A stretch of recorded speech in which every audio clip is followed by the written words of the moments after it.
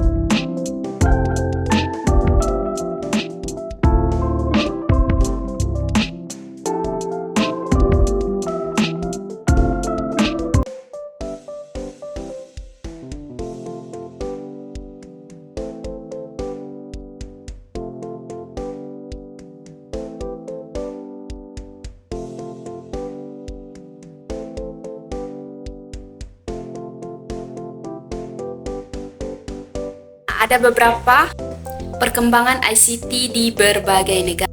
Yang pertama kita lihat yaitu perkembangan ICT di Jepang. Fokus Jepang pada penguatan pendidikan adalah melakukan berbagai inovasi pendidikan, terutama pada pendidikan vokasi dan pendidikan tinggi.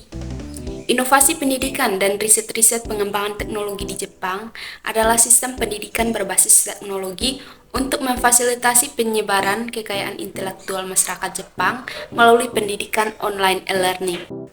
Dengan sistem ini, Jepang membangun sarana dunia pendidikan seperti memanfaatkan teknologi robot dalam inovasi pendidikan. Pemanfaatan teknologi perangkat lunak, aplikasi, dan platform pembelajaran online telah memungkinkan para pendidik memberikan pembelajaran yang lebih menarik, interaktif sesuai kebutuhan siswa.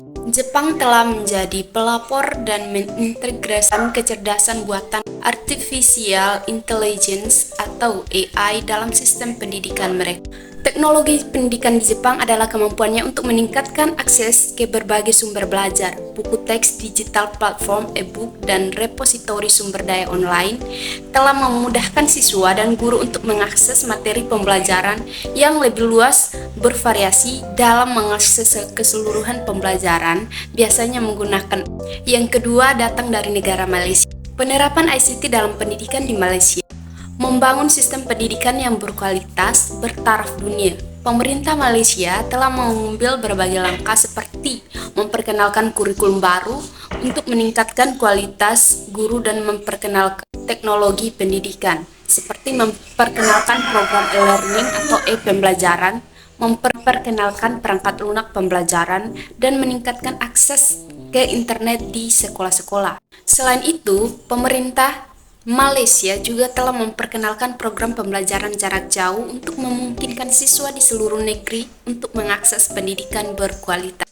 Selanjutnya kita lihat penerapan ICT dalam pendidikan di Pemerintahan Cina menerapkan artificial intelligence atau AI dalam sistem pendidikan di Cina dengan memanfaatkan sensor otak yang terintegrasi dengan kamera AI untuk memantau tingkat konsentrasi dan perhatian siswa selama proses belajar.